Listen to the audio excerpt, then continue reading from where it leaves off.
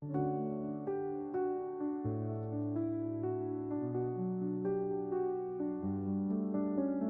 the inaugural address, we are honored to have with us Dr. G. Gopakumar, who is a distinguished political scientist, visionary academic leader, and prolific scholar whose work has significantly shaped the discourse of Indian politics and comparative political studies. With over 4 decades of exemplary service in higher education, he has held several prestigious academic and administrative positions, most notably serving as the second Vice Chancellor of the Central University of Kerala.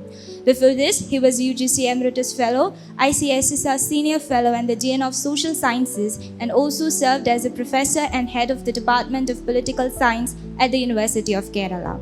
He also served as a Director General of the Institute of Parliamentary Affairs, Government of Kerala. He is a member of several national and international bodies, including the Indian National Commission for Cooperation with UNESCO, and served as chairperson for NAC peer team visits. A respected institution builder and public intellectual, Dr. Kumar continues to make active contributions through national academic forums, publications, and media engagements. May I now invite Dr. G. Gopakumar to deliver the inaugural address. Professor Jameela Begum, my old colleague, Dr. Sajida Bashir, other distinguished invitees, delegates and paper presentators, and dear friends. A very good morning. And I must say that I am thankful to the organizers, particularly Professor Jameela Begum, for inviting me to deliver the inaugural address of the VMFT. Particularly the theme is very attractive: cultures and communities of Kerala, equal humanity and equal citizenship, finding a common ground. As Dr. Jameela Begum rightly mentioned, we are colleagues for over 4 decades. And what binds us together was the academic spirit. Although she was leading the literature department, and particularly with specialization in Canadian studies, and myself in political science, we had a lot of common ground. And one such area was understanding the society globally, locally, and nationally. And Canadian studies also brought us together. And she introduced me to the cultural and anthropological dimensions of social life, particularly relating the Canadian society. So even today, that spirit of academic interest continues. I'm happy that both of us could continue that kind of spirit, because these days, most of the intellectuals plunge into direct political activism at some point. And again, both of us try to keep that kind of activism separate. Academic activism is that what is required from academicians. And I see a lot of people here, including Yamini, Dr. Hariharan Nair, and many others, who keep that spirit. And this seminar is of high value in the contemporary period. In a way, it is vast, because we cannot touch without entering into the area of the values of citizenship, both at the global and national level, and then finding the dilemma in our state.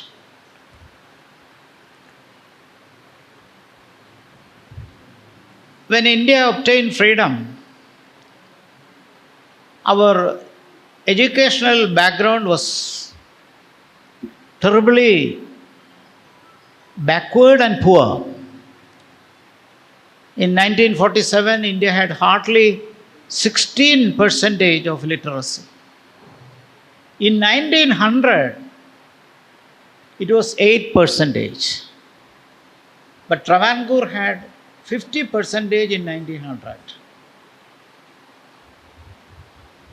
So there is a big gap between what happened in Travancore as a kingdom and later how Kerala was able to universalize the feeling of education, basic literacy, and along with that, what distinguishes Kerala from other states of India even today is a march of social development. Social reformers played a very, very crucial role in this. And that is where, as rightly mentioned here, the contributions of Sri Narayana Guru, Vakkam Maulavi, Chattami Swamigal, Mahatma Ayyankali, Pandit Karpan, and many others played a very, very crucial role. So we were able to achieve social progress to some extent prior to independence. Remember what Mahatma Ayyankali said, if you don't let our community for education, we will ensure that your paddy fields will remain idle. We won't work. No, our society, be it Kerala or India or Travancore or India, we emerged from a very difficult kind of social structure which is applicable to Travancore as well as Kerala or modern Kerala at that point of time, and then about India in general. Because the colonial powers never attempted to change the feudal structures of our society.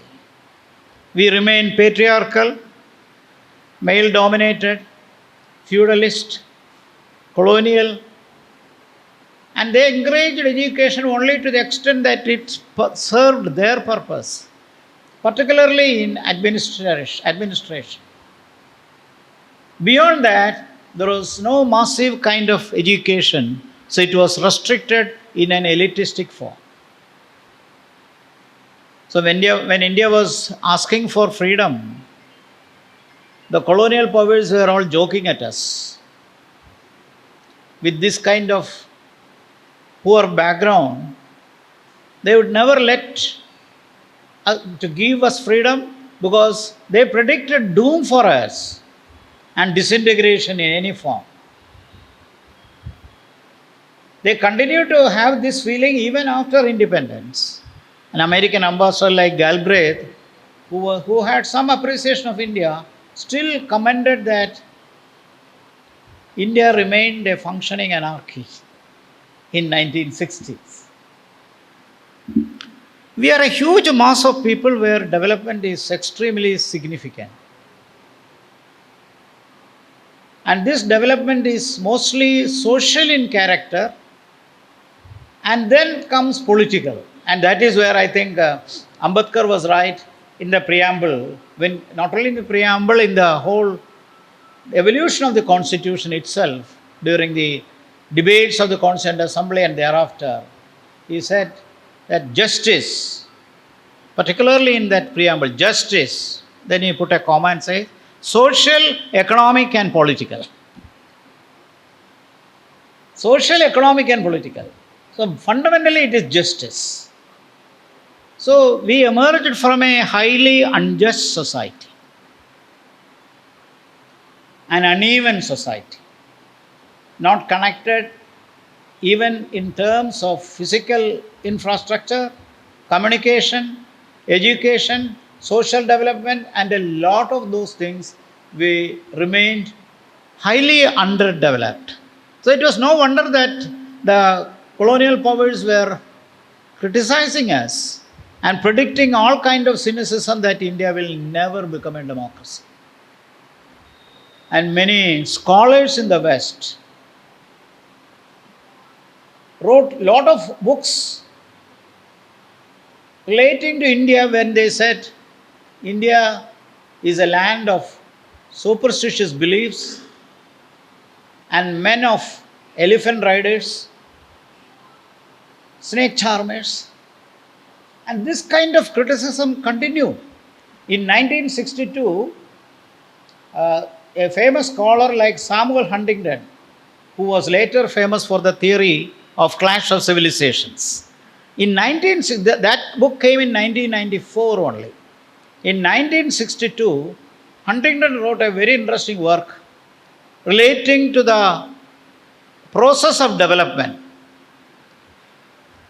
Political change in developing societies. That was the title of the work he wrote in 1962, wherein he predicted that the post colonial societies will not sustain. And it is likely that for ensuring stability, crucial structures like military and religion will play a dominant part. Somehow, Huntington's theories got currency even later on the Clash of Civilizations too.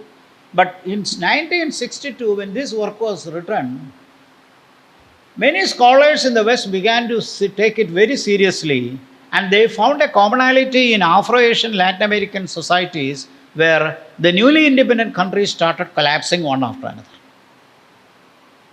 And as he rightly mentioned, military played a very crucial role in ensuring stability in such countries. Followed by religion. Religion is another important factor where even in a country like India, vote bank played a significant factor.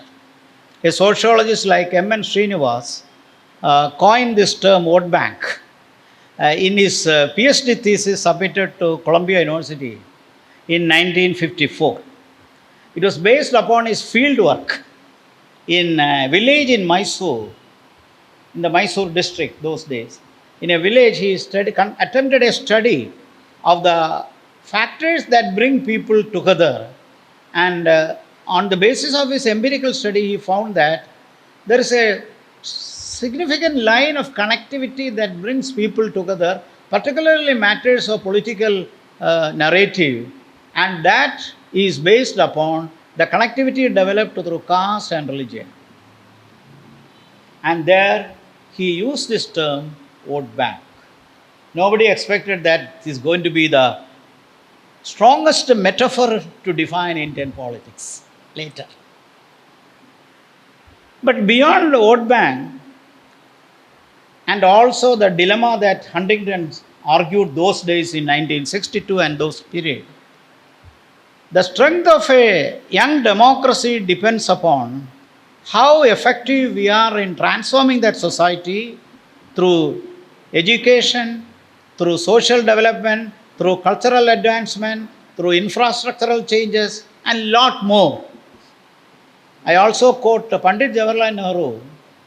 On the eve of independence, a correspondent of the Washington Post interviewed him and raised this question as the crucial dilemma before you as a prime minister of a young country which has no experience in democracy. In fact, we had little experience. We cannot deny that, because Government of India Act 1935 permitted to have indirect and direct elections based upon limited franchise. And our Constituent Assembly was elected partly and partly nominated, and this part election was based upon limited franchise. Nehru replied to this correspondent, he said, the greatest dilemma before me is how to transform a deeply primordial and traditional society into a modern one. Look at what Nehru said and how relevant even today what is mentioned. So we remained unequal. We remain in an unjust society with social structures based upon primordial values, and particularly after the 11th century when caste system began to dominate our society and social life. Of course, our ancient scriptures speak so much about the kind of philosophical values and the kind of justice that were there in the earlier period. But particularly after 11th century, Indian subcontinent nosedived.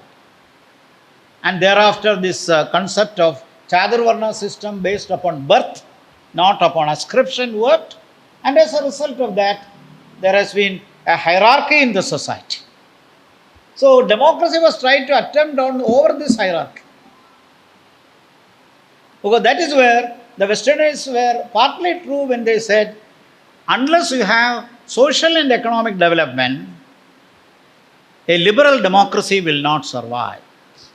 If you read the literature of the Western scholars, particularly on development and underdevelopment, most of the scholars try to connect between the nature of progress achieved in society, connecting society not only to the values but also to the process of modernization, to the development, economic, cultural, and political development. And when that kind of transformation comes, society will ensure its process towards equality.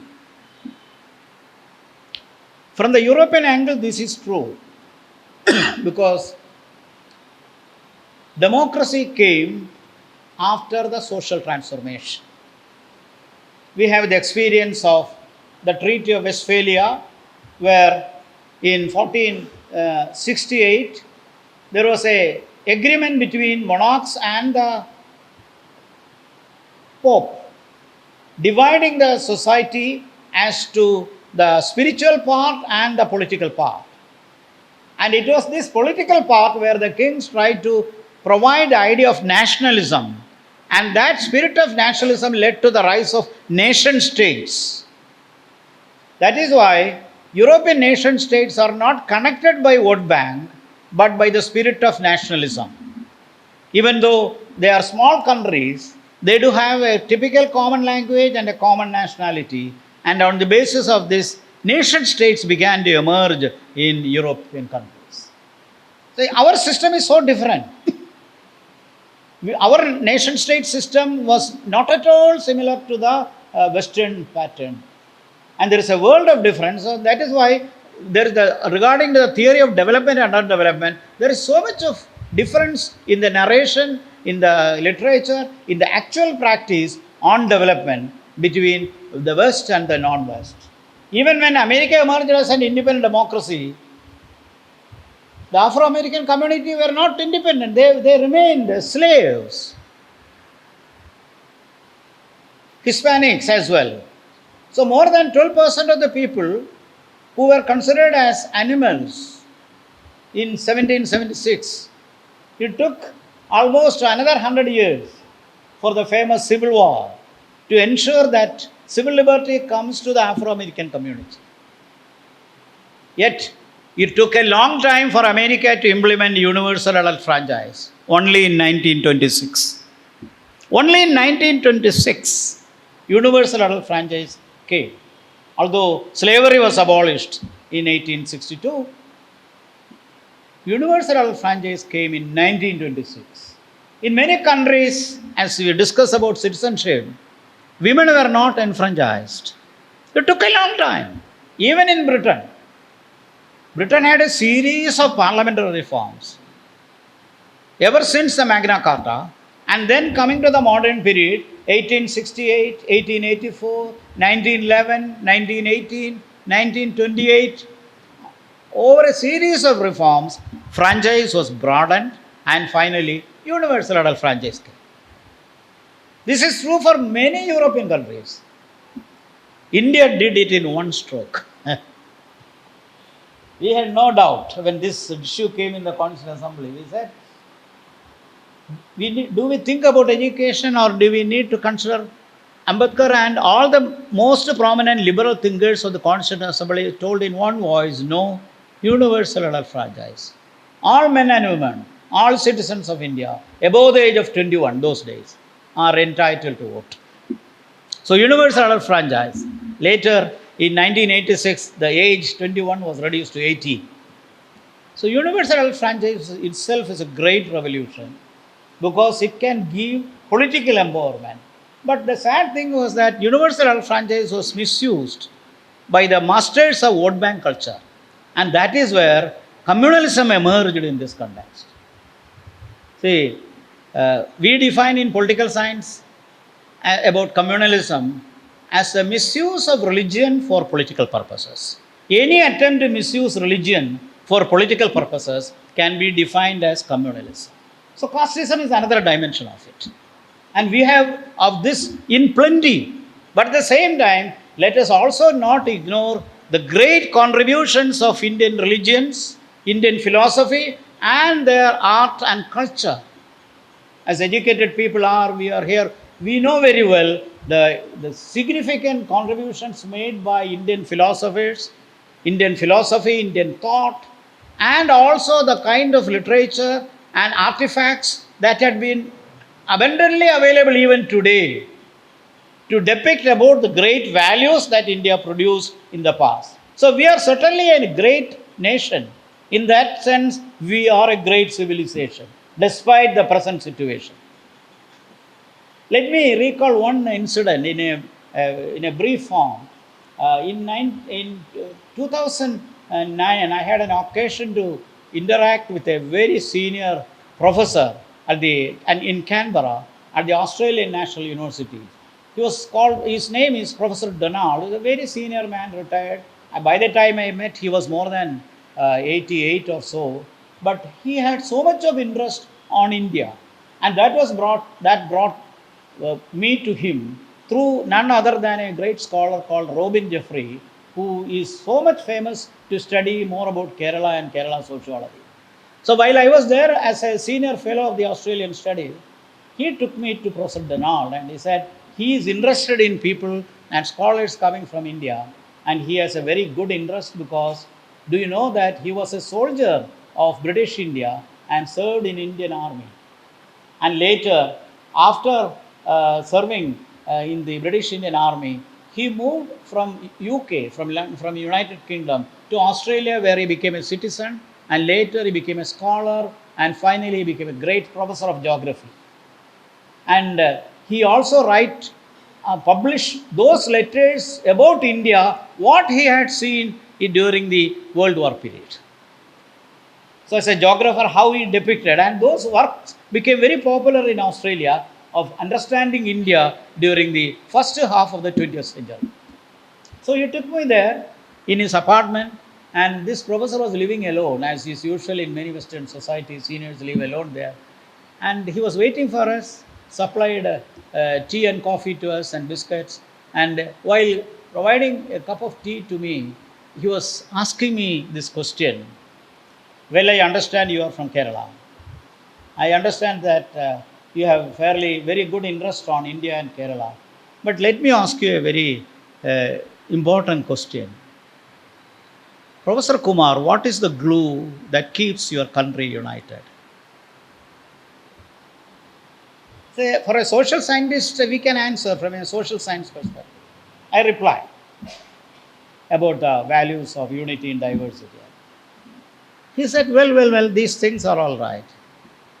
But do you know, I'm sure you are interested in that also, that India has deep traditions and values which were nurtured by spirituality. And religions played a very important role in providing this spiritual connection. And then he mentioned about all these things, including Kumbh Mela, including the kind of values enshrined in Buddhism, Sikhism, Islam, Christianity. All these things he narrated in such a form. And then he also connected with important temples, mosques, shrines, all these things, even quoting about Sabarimala, Velankanni and all those things. I was amazed by the kind of interest he took on India. And then he said, you celebrate all these things. And this celebration of festivals extend beyond thousands of years. And this is a continuum in process. And it is passed on to the next generation, from one generation to another generation. And when you continue this process, don't you think that it is a spirituality becomes a vehicle for this continuum? And this continuation happens for thousands of years and continues even today and will continue for future also, because people have respect for all these things. And then he focused on me and he said, along with that, people come and see shrines, temples and other mosques, etc. But when they go back, not only they take spirituality, they take a little bit of civic values along with them. He said, those who come from North India or even from Andhra Pradesh or Tamil Nadu, Karnataka, also see Kerala. And look at a little bit about Kerala's progress also. Take a little bit about what is happening in Kerala. How Kerala is different from others. So spirituality becomes a vehicle for civic development. And then he said, tell me now, is it not spirituality that keeps your country united? I was astonished and impressed by the kind of argument he made. How you connect spirituality with civic development. And that continues in democracy. It emerged under colonialism, pre-colonialism, and continues for democracy, and even today and tomorrow it will continue. So people believe we are a religion unlike a Western society. Our secularism is not based on negation of religion. Religion has its own value. In the West, they denied religion. In the census, Western countries, more than 25% would declare that they are not connected with any religion. So secularism is seculum, to be away from religion, the Latin concept of seculum. So there is a diverse of religion in the West. Even though, say for example, the British monarch takes oath in a Protestant Bible, the British Prime Minister too. In American dollar we have the famous epithet, in God we trust. So despite that, they are driving away religion and religious values. Unlike them, we preserve these values. But the problem comes when the religion and the structures of religion crosses the boundary to political level and then misuses democracy for parochial religious interest. So that is why vote bank become a very big challenge for India. Here comes the issue of citizenship. I remember my political science teacher at the pre-degree level taught us that there are two ways through which countries identify and consider extend citizenship to people. One is definitely by birth. The other is naturalization by residence. These are the two processes through which citizenship is extended.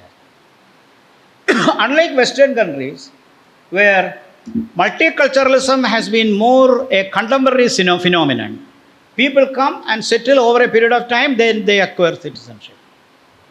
Although it is now becoming difficult both in Canada and America, there are still some of the Western countries, and even in the South also, like Australia, then New Zealand, and then definitely few countries like United Kingdom, open up citizenship on the basis of education, age, and other demographic factors, where they believe that migrants can acquire citizenship based upon their talent.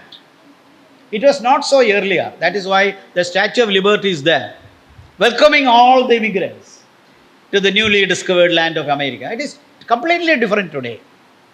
America has now settled with, they say that no more migration.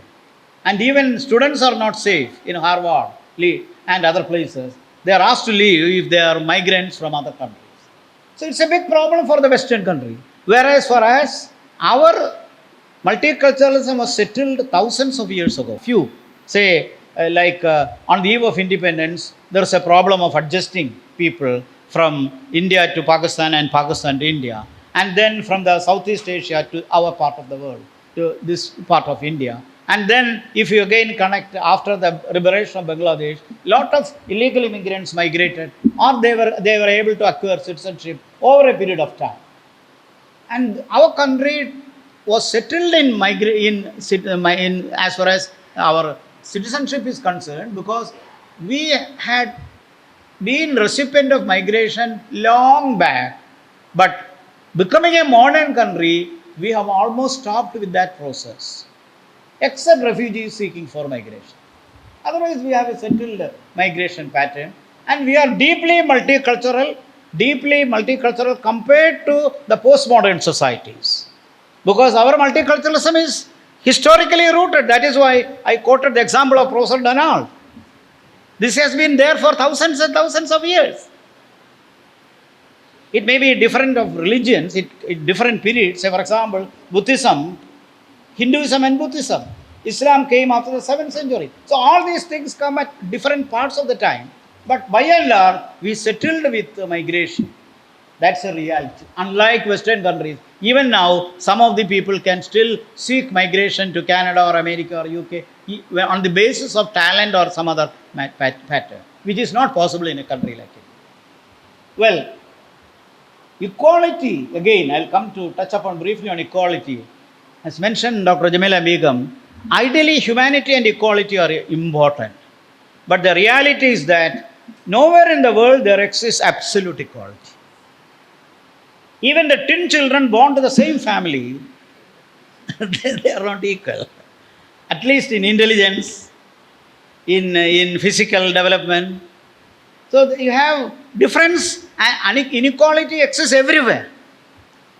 Even if the same parents cannot ensure equal development for twin children or even their siblings, how can we ensure absolute equality? Absolute equality is a myth.